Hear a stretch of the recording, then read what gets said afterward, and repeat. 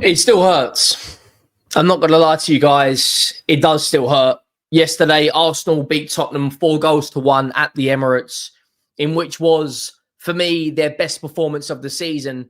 What people aren't seeming to realise is to go out there and do that in a pressured environment when two of your title rivals, Manchester City and Liverpool, both lost. Are Chelsea in the mix? We'll get to that in a minute. But they both lost. Liverpool lost at home. Man City lost away to Newcastle. How do Arsenal respond? With no Gabriel, Gyökeres, not a fit Noni Madueke, no Kai Havertz, no Jesus. They go out there and score 4 goals. And the narrative of, but Arsenal only score from set pieces. Well, that narrative is in the bin. Arsenal play boring football. Well, I can tell you for free right now, they played some really, really good stuff against us. They played it through the middle of the park. And bearing in mind, we had a 5 at the back formation and they still scored 4 goals against the low block. What is the narrative going to be now? When do we sit here and actually say, do you know what? They're going to win the league. When do we sit here and say, do you know what? They're the best team in the league. They're 11 points clear of their title rivals, the defending champions, Liverpool. They're 7 points clear of Manchester City. And if they beat Chelsea next week, they will be, this week now, they will be 9 points clear of Chelsea. And Liverpool have to play West Ham. Do you know what? Liverpool are out of the race, in my opinion. It is done. It's a 3-horse race. Chelsea, there's a big question mark above. They've got no Cole Palmer. They're playing some really good football. They're keeping clean sheets. They've won 6 out of the last 7 games. But can they keep this momentum going for an entire season? This Arsenal team have matured. They've grown. This is their 4th title charge. They know what they're doing. Yes, they haven't got over the line, but they've been in these experiences before. Yes, Chelsea have won more Premier League titles than Arsenal, but this group of Chelsea players haven't been in a title race for the full duration of the season. And I look at it right now, and I look at this Arsenal team. If Tottenham lost Van der Ven, Romero, and let's say Paulinho, our 3 most important players, like Arsenal have lost Odegaard, Gyökeres, and Gabriel, how would we get on? How would Liverpool get on without no Alisson, Van Dijk, and Salah? You have to remember the injuries that Arsenal have had. When Saka got injured, Noni Madueke stepped up. When Odegaard got injured, Wanyeri stepped up, or Max Dowman stepped up. They have played 18 games. 16 games, 17 games, 16 or 17. 12 in the league, 4 in the Champions League, that makes 16, 2 in the League Cup. They've played 18 games this season, lost 1 for a free kick from Dominic Szoboszlai. And I told you all, you lot need to relax after that Sunderland draw. I told all Liverpool fans, you need to fix up. I told City, how are you going to score when Erling Haaland isn't in front of goal? All the Arsenal fans losing their minds after a draw against Sunderland. Go out there and give me the worst North London derby defeat in my life. That was worse than the 5-2s against the Robin Van Persies. That was worse than the Aubameyang running onto it, whipping it far post.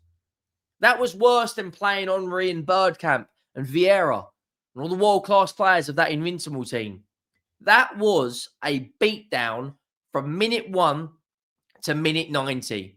And yes, we scored a freak goal by Richarlison. But what do all the best teams do? They play to the whistle, they keep going, and Arsenal then score again. And they could have, Eberechi Eze could have had 5 goals yesterday and an assist. That's what makes this painful. Extremely, extremely painful for me. I'm not going to lie to you guys. It was a beatdown. Make sure you go down, drop a like, hit that subscribe button. The road to 100K is well and truly on. If we could hit 1,000 likes on this video, that would be absolutely glorious. But as it says, like and subscribe. I don't know what to feel today. I am at the realization that they are winning the league. The only team that I thought could stop them was Manchester City. But again, they are lacking some consistency. 2 or 3 wins, then they lose a game. 2 or 3 wins, then they lose a game.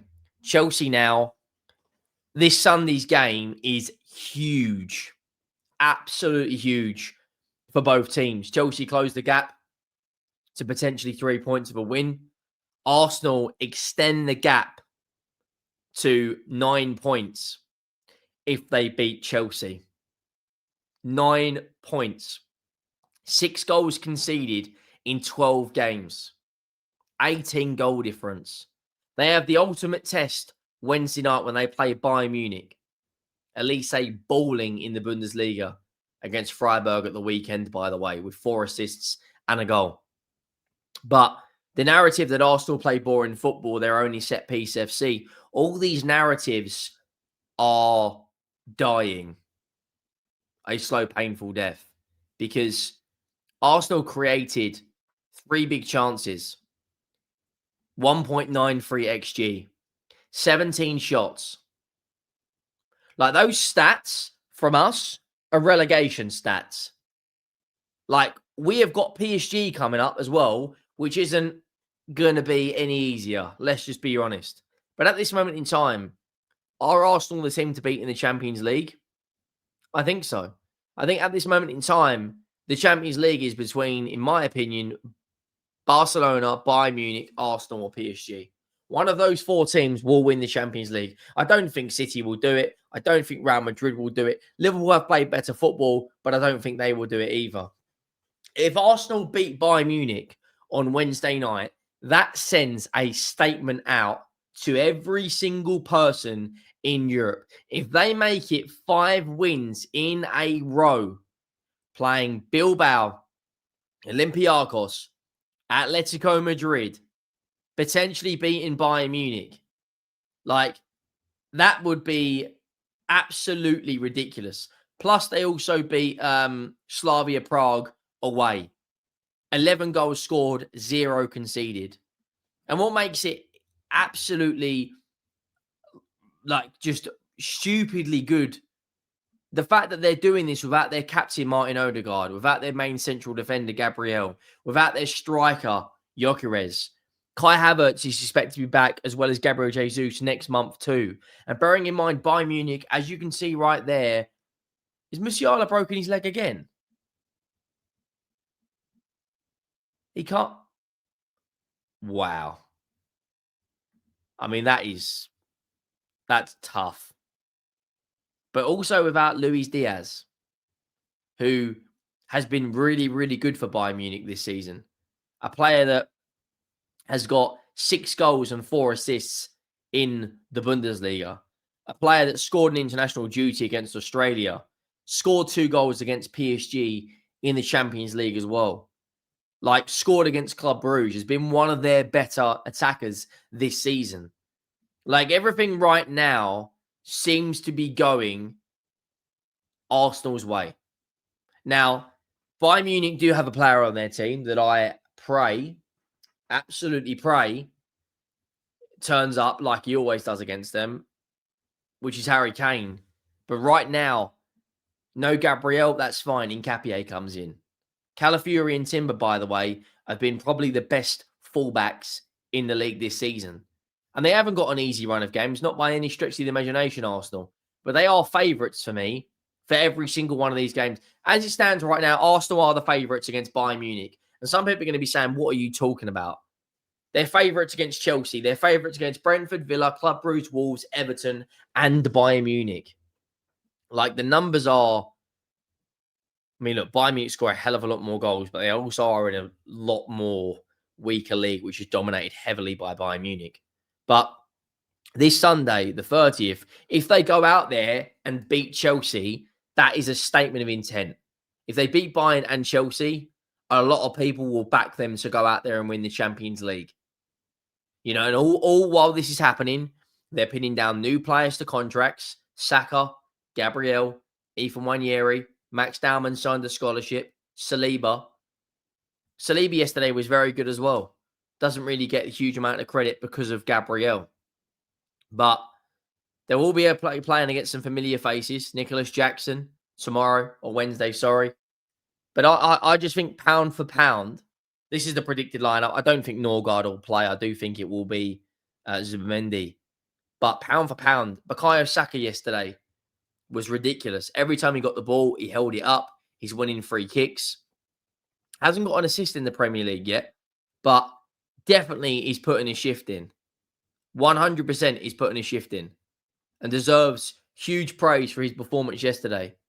But other than a freak goal from Richarlison, we offered absolutely nothing. And that, for me, one of the reasons why Arsenal will win the Premier League this season is because they have grown. They've matured as a squad. They know, everyone always says about this Arsenal team, yes, they will challenge. But when questions get asked, scenarios, arrive. The scenario of Odegaard getting injured, Bukayo Saka getting injured, they've answered every single question left, right, and centre. And at this moment in time, they are the team to beat in the Premier League. They're one of the teams to beat in the Champions League. And they're doing all this without three of their main players. Come mid-December, if the overall health of their squad stays as it is, and they get Havertz, Odegaard, and Gyökeres back, plus Gabriel, I don't want to say this because I don't necessarily think it will happen, but we could see multiple honours at Arsenal this season. And when I say multiple, I refer to the Champions League.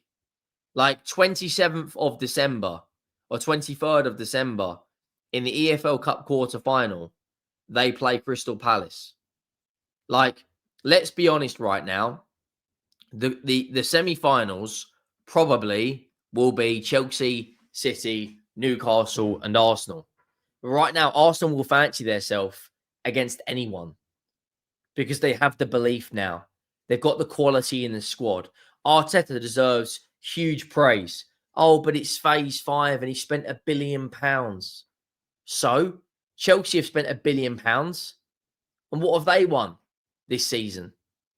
How many Premier League titles have they won in that £1 billion spent? Yes, they won the Conference League, but they should have. The Club World Cup, they deserve huge praise for because they beat the reigning European champions. But how many League Cups, FA Cups, Premier League titles have they won since Clearlake have come in and spent that £1 billion? How many Premier League titles have Tottenham won and the amount of money we've spent? Or FA Cups have we won recently? Granted, we won the Europa League, but Tottenham or Man United should have won that because the quality in that competition at times was disastrous. Bodo Glimt should never be in the Europa League semi-final. Looking at Lyon were in that competition. Athletic Bilbao are in that competition. But you have to give praise to us because we got it over the line. Arsenal this season, for me, will get silverware over the line.